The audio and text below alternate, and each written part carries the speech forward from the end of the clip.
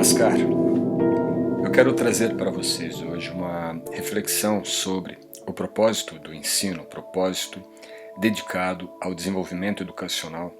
Aqui, claro, apresentando com base no que é visto hoje a escola ou a educação e de qual é a proposta ou até mesmo os projetos, as reflexões que existem hoje a respeito da escola para o século XXI, metodologias e outras visões que estariam relacionadas com o desenvolvimento educacional no futuro.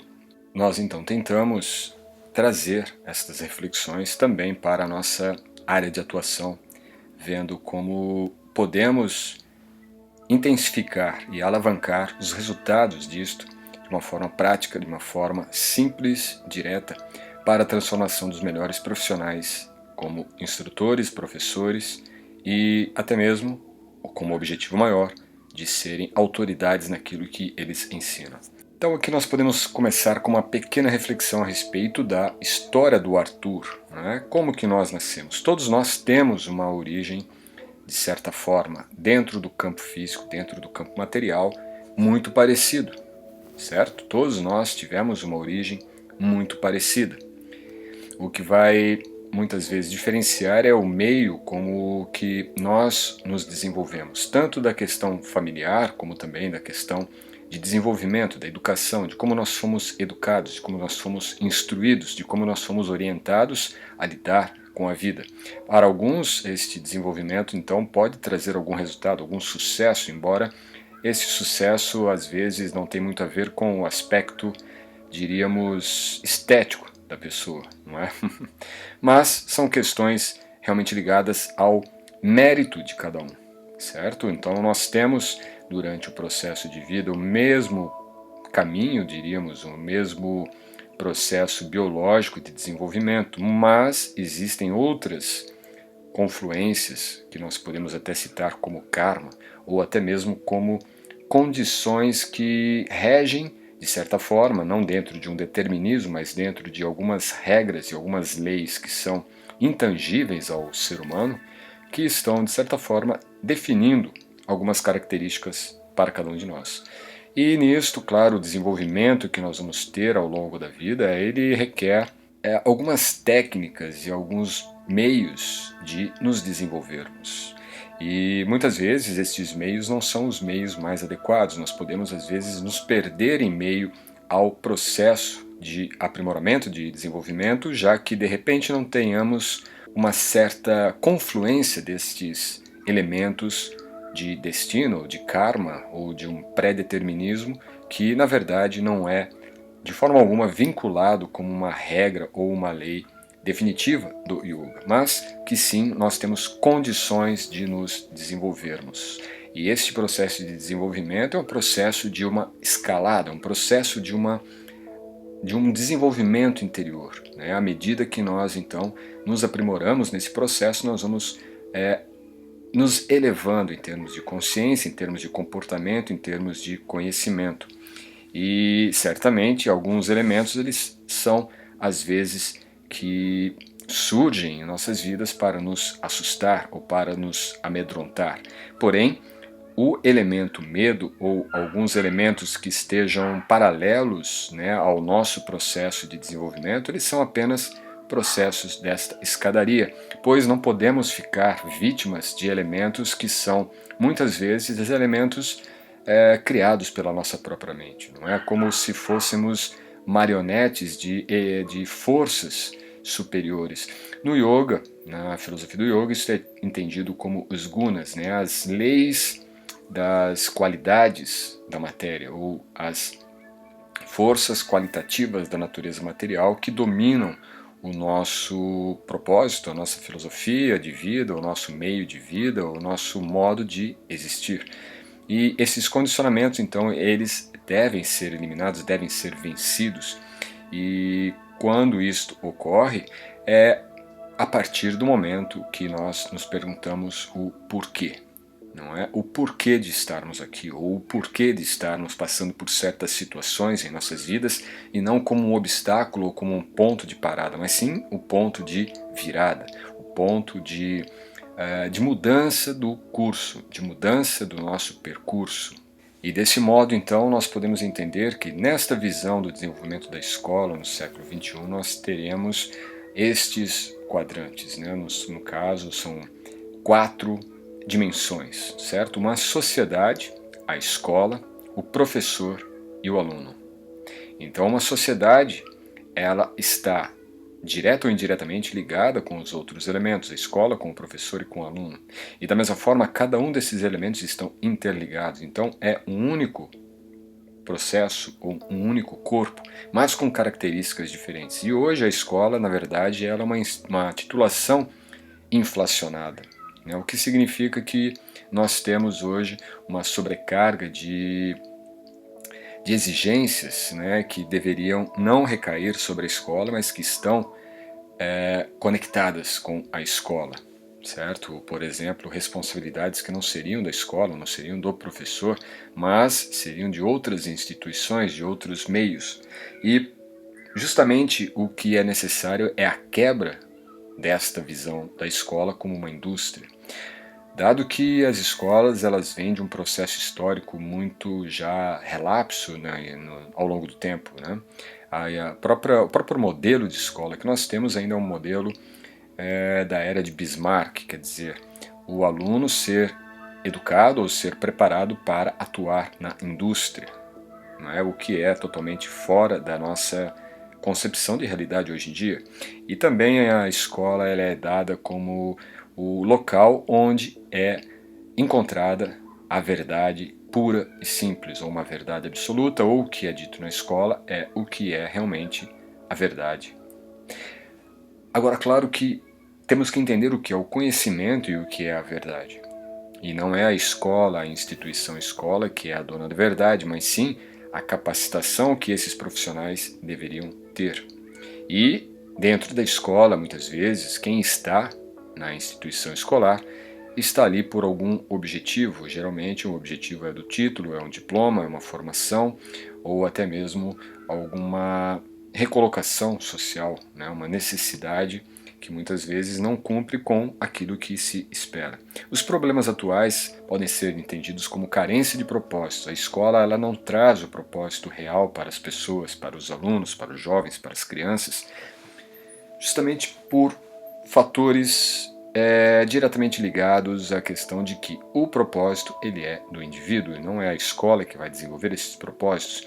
No entanto, a própria escola também não tem um propósito extremamente definido, a não ser com essa visão ainda, diríamos, ideológica de uma indústria, de preparar estes jovens para um mercado já formatado, não é?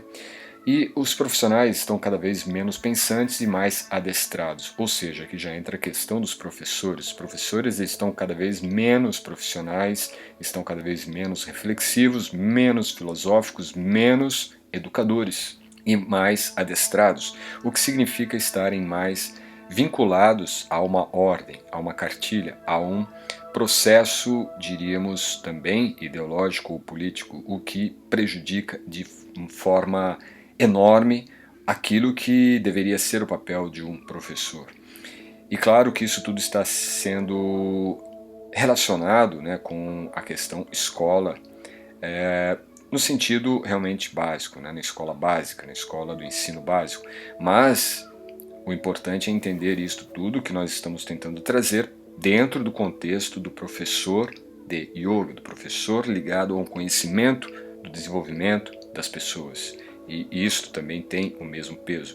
Então, não se consegue mais acompanhar a dinâmica do mundo, quer dizer, muitos dos nossos modelos, e para não dizer praticamente quase que todos, eles estão muito desvinculados do andamento ou da dinâmica atual do mundo, dado até pela própria tecnologia, não é? Como que o estudo hoje, o aluno tem acesso ao conhecimento e como que a tecnologia está mediando ou intermediando esse acesso do aluno ao conhecimento.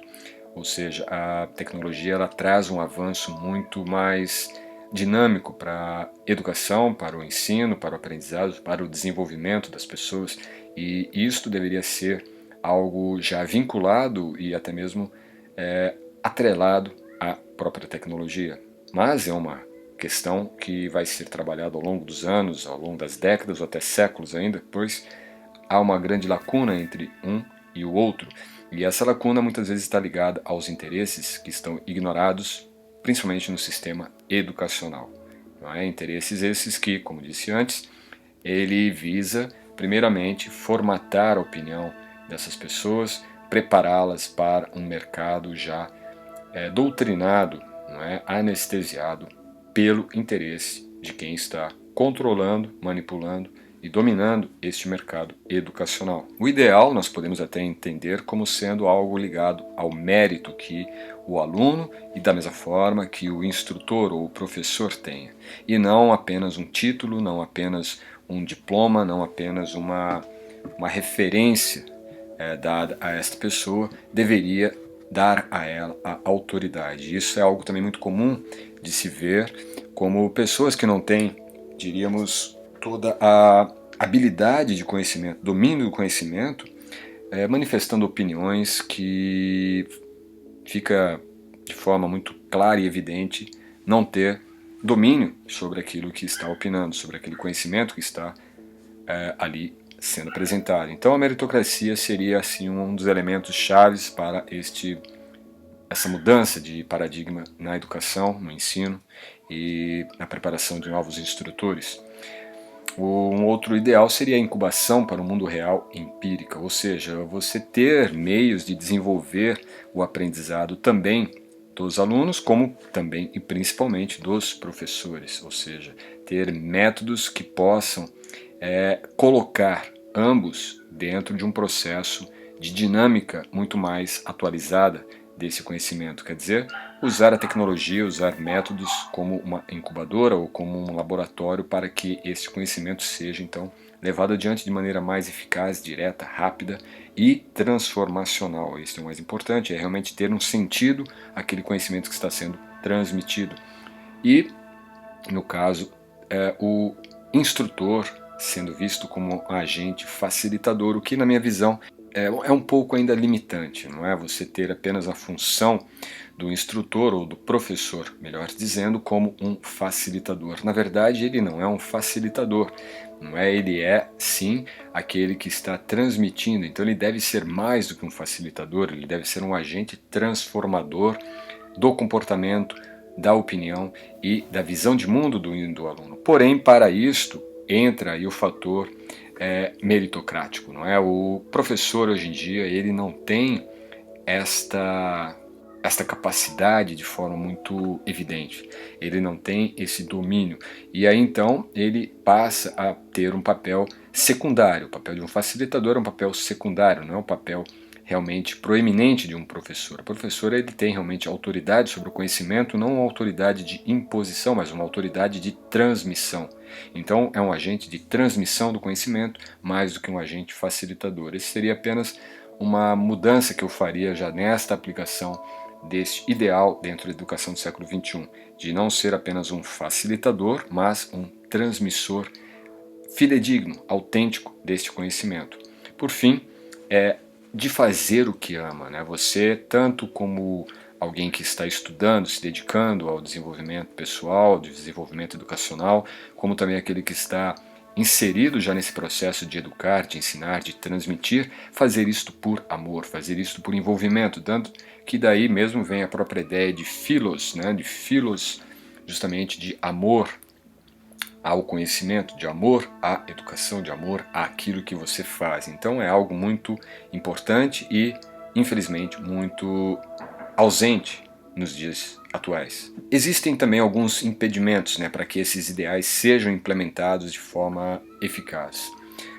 Por exemplo, carece de mecanismos escaláveis de avaliação por mérito. Quer dizer, nós ainda não temos um processo que fosse realmente válido e ao mesmo tempo assertivo em relação à avaliação do mérito, tanto de alunos como também de professores. Isto é algo que, dado como impedimento, é justamente o que deve ser focado para resolução. Então, se nós conseguirmos resolver o mecanismo de forma escalável, isso significa que algo que facilite de maneira que fuja, né, dos nossos limites, tempo e espaço, nossos limites culturais, geográficos, enfim, possa sim ser feito esse processo de avaliação do mérito, né? Então, quer dizer, você não está diante do aluno, você não está diante daquele professor para determinado cargo, e como que você vai realmente avaliar o mérito deste profissional ou o mérito desse aluno, dado que, de acordo com o posicionamento geográfico, você pode de repente não estar ali diante dele para esse tipo de avaliação. Então esse é um dos desafios para esta educação do século XXI. E também um outro impedimento é que esse processo de desenvolvimento muitas vezes está submisso às regras de mercado. Quer dizer, existe, como eu disse antes, uma formatação dos alunos, uma formatação também dos professores, para que eles possam ser submetidos a determinados cargos, determinadas funções. Isso, na minha visão, é o que realmente impede de forma exponencial o desenvolvimento de bons profissionais de yoga, porque você muitas vezes tem ali já um modelo formatado. O que nós vemos já nos dias atuais é um processo comoditizante do yoga. Não é como se você, ao se formar, você já tem então um leque ali totalmente pronto de onde atuar, de como atuar, para quem atuar, não é? Então todo um encadeamento regrado de mercado. Quer dizer, é algo totalmente limitante e desprovido de prazer para esse profissional, já que ele vai ter que competir, e a questão de competição no yoga é uma coisa completamente oposta, diametralmente oposta à proposta real do yoga, não é? Agora, claro que dentro desse aspecto, o que entra novamente é o mérito. Você não tem que competir, você tem que sim ter mérito para estar ali e fazer o seu melhor trabalho. Isso então é uma questão já mais dentro do aspecto didático, que é o que a gente foca muito dentro desses impedimentos. Então nós teríamos que desenvolver tanto a questão de escala da avaliação meritocrática desses alunos e professores, como também extrapolar essas regras, ou seja, jogar fora dessas regras do mercado, o que para nós, dentro da nossa metodologia, dentro do nosso processo de estratégia, nós temos uma outra forma de fazer isto, certo? Seguindo, naturalmente, aspectos que são da própria individualidade de cada professor, não é? De cada aluno, e aí você então consegue desenvolver meios para que um mercado completamente único seja estabelecido por cada aluno, por cada instrutor, naturalmente por cada professor formado. Mas isso faz parte da nossa estratégia e naturalmente é algo a ser aplicado dentro do nosso curso de formação do VVY. Também um impedimento é que tanto a educação quanto o papel do profissional da educação é subvalorizado, não é? Você não tem realmente considerações de valor. E quando nós temos isso especificamente no yoga, é algo inflado, né? É algo inflacionado, melhor dizendo. Por quê?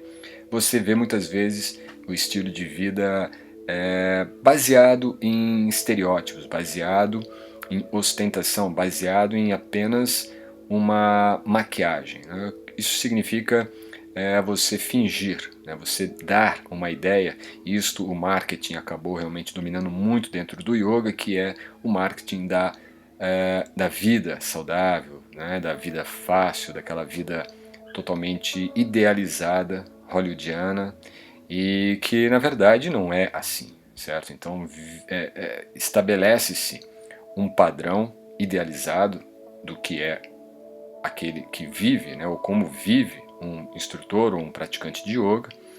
E claro que nem todos estão nisso, até porque aquilo tudo é tão irreal, né? É realmente algo para poucos, certo? Para alguns que já têm ali realmente uma estrutura de contatos e de repente já está numa posição de destaque dentro da sua área de atuação, ou dentro da sociedade mesmo, né? Por exemplo, se você pega de repente uma atriz da Globo, né? Ou se você pega um ator de Hollywood que de repente se torna um embaixador do yoga, naturalmente isso vai ser de forma muito mais distinta do que uma pessoa normal que está se desenvolvendo, e o seu destaque naturalmente será ofuscado pelas luzes que estão sendo lançadas sobre aqueles estereótipos de certa forma, moldados já dentro de um outro ambiente, dentro de de uma outra estrutura de regras e valores. Então, isto na verdade é uma ilusão. Nós temos uma certa ilusão e isto é o que prejudica muito o desenvolvimento individual, tanto do professor quanto do aluno, né? Porque nós temos então um parâmetro e nós queremos nos espelhar naquele parâmetro. E esse parâmetro, na verdade, ele é um parâmetro falso. E como que nós podemos ter um parâmetro falso? E isto na educação básica também é dado como estatísticas, né? E essas estatísticas são todas elas questionáveis, certo? Quando você tem estatísticas mesmo do IBGE ou estatísticas do MEC, enfim, são estatísticas pré-moldadas, podemos dizer, e sendo estatísticas irreais e muitas vezes com intuitos de estabelecer estas regras de mercado, até mesmo elementos ali de formatação de um modelo de educação, naturalmente será totalmente inválido esse processo. Então é tudo muito complexo, né? Outra coisa é que quando nós estamos numa situação aí já para um professor estabelecido, ou seja dentro de um sistema escolar tradicional, ou seja dentro de uma escola ou de um círculo de yoga, de academias, de estúdios ou de qualquer outra atuação nesse sentido, em que você tem ali realmente algo já garantido, você cai então numa zona de conforto. E isso é muito comum também dentro do yoga. Você vê às vezes professores de yoga que estão já há 20 anos atuando, mas que estão ali naquele mesmo processo. Isto é bom, mas também é limitante, não é? Você acaba limitando a sua capacidade de desenvolver tanto a sua didática como também o seu próprio processo pessoal. E claro, dentro do sistema educacional, por ser muitas delas ou instituições do Estado, acaba se criando então uma zona de conforto onde o professor ele apenas tem que seguir ali as regras, as cartilhas e seguir o script como já está definido. E no yoga a ideia é justamente de você estar sempre numa zona de desconforto, ou seja, a instabilidade, a impermanência da realidade na qual nós vivemos, ela é a regra básica da nossa vida, da nossa atuação. E é assim que nós desenvolvemos então, voltando para o primeiro quadro, este processo escalável de avaliação por mérito, né? Ou seja, como que nós então conseguimos nos estabelecer dentro da vida de forma com que esta instabilidade, esta impermanência não nos afete dentro do nosso desenvolvimento meritocrático, ou seja, nós temos capacidade, temos condições e os elementos da vida servem justamente para isto. Não podemos nos curvar, né, diante de pequenos desafios, pequenas dificuldades, pequenos problemas ou conflitos, porque tudo isso na verdade são processos que estão ocorrendo dentro de nós, em nosso campo mental. E um desses elementos, né, que você deve ter como base para o processo prático da autoeducação, do autodesenvolvimento, tendo como a meditação a base, essa meditação na verdade é para o desenvolvimento das capacidades de analisar esses processos mentais. Não é? Quando nós estamos dentro de um conflito, estamos diante de uma situação de grande desafio, o primeiro desafio é trazer o foco da consciência para dentro de nós mesmos e entendermos dentro dos nossos processos mentais quais são os elementos que estão criando aquelas condições de conflito ou condições de desafios, porque é dentro de nós mesmos que estão os desafios, não é no mundo externo. E se nós conseguimos resolver esses pequenos problemas, esses pequenos desafios, né, que nós encontramos na educação e vendo a educação atual e tendo um ideal a ser aplicado e diante desses ideais vermos os desafios da educação, seja ela no sistema educacional básico como também dentro do sistema educacional em yoga, na formação de novos instrutores capacitados, profissionais e qualificados, que é o mais importante, nós temos então que buscar esta luz no fim do túnel, porque ela existe. A educação é o grande potencial de valor que nós temos ainda. Todos nós temos condições de ensinar algo, todos nós temos condições de aprender algo. E tudo que nós aprendemos nós devemos levar adiante, pois é assim que nós conseguiremos então seguir e realizar o nosso maior objetivo na vida. os nossos valores sendo aplicados de forma a deixar um legado para as pessoas. E não precisa ser algo, como eu disse, algo idealizado ou algo que está num parâmetro estabelecido como regras de mercado, mas aquilo que você pode, sabe e leva para a prática. Ou seja, cada um de nós somos não facilitadores, mas transmissores de um conhecimento. E aí a questão realmente é de como que esse conhecimento está embasado em princípios que sejam realmente autênticos, fidedignos, não é mesmo? É algo que possa realmente servir para nós mesmos, como também e principalmente para os demais. E isso então não é apenas ter o que passar, mas o que está sendo passado tem que estar sendo embasado. Porque isto é um dos grandes problemas que eu vejo nessa transição da educação tradicional, de uma educação ainda do século XX para o século XXI, que é o que nós vemos, por exemplo, nos cursos que estão sendo dados, pessoas que não têm a mínima qualificação estão tentando orientar outras pessoas que estão ansiosas por algum tipo de orientação, algum tipo de conhecimento. Mas as pessoas que estão transmitindo, ou mais de 95%, são pessoas que não têm base do que estão falando. E isto é um grande risco, esse é um grande problema. Aqui nós temos alguns exemplos, né, já de processos que estão ocorrendo, e aí, claro, como algo ligado à educação corporativa ou métodos de educação que já estão sendo implantados em outras áreas do mundo, educações também de base, não é? E usando, claro, plataformas, usando processos que estão, de alguma forma, auxiliando nesse processo de transição, nessa mudança de paradigmas da educação. E você, o que tem a dizer? O que tem a fazer? O que tem a deixar de legado para o mundo? Você quer aprender? Você quer transmitir? Você quer ensinar? Você quer se transformar? Você quer ajudar a transformar outras pessoas, a transformar o mundo? Então, naturalmente, a transformação começa na maneira como você se relaciona com a sua própria mente, com os seus próprios pensamentos.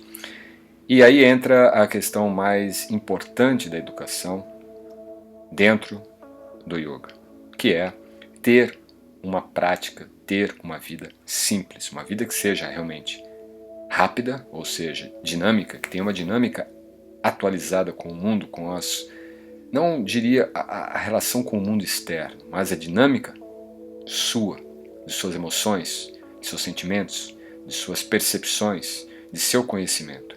Ao mesmo tempo, de forma enxuta, de forma simplificada, sem muitas elucubrações, sem muitas complicações, sem muito desperdício de foco, desperdício de energia. E tudo isso canalizado para uma visão de implantação, uma visão que seja realmente de deixar o seu legado, de criar condições para você realizar algo significativo e que faça sentido dentro dos seus valores. Isso seria então a visão de uma educação para o século XXI. E assim é o que nós queríamos dar para vocês dentro da visão da educação sob a luz da tradição. Isto aqui, claro, é apenas uma tentativa de trazer para a realidade atual a visão do que é a educação dentro da realidade sociocultural do mundo atual e, ao mesmo tempo, trazer como paralelo o que é a visão do VVY de maneira muito simplificada dentro desta ideia educacional para o futuro. E não diria tecnologia física ou até mesmo de processos, mas sim os conceitos da tecnologia que podem ser aplicados e simplificados para a nossa consciência. Que o mais importante de tudo é isso, não é você ter todo um sistema extremamente bem desenvolvido, tecnologias, softwares, aplicativos. Isso tudo são apenas elementos que muitas vezes até mesmo camuflam as dificuldades, elas não resolvem as dificuldades. Então o objetivo nosso é de fazer uma transição desses conceitos para uma realidade de consciência. Como que seriam esses elementos todos que nós trouxemos aqui aplicados na nossa consciência? Porque toda a questão de enxugar, simplificar, tornar dinâmico e ao mesmo tempo aplicado numa visão prática Isso então é o que nós temos como base aqui para você. Até a próxima aula. Namaskar.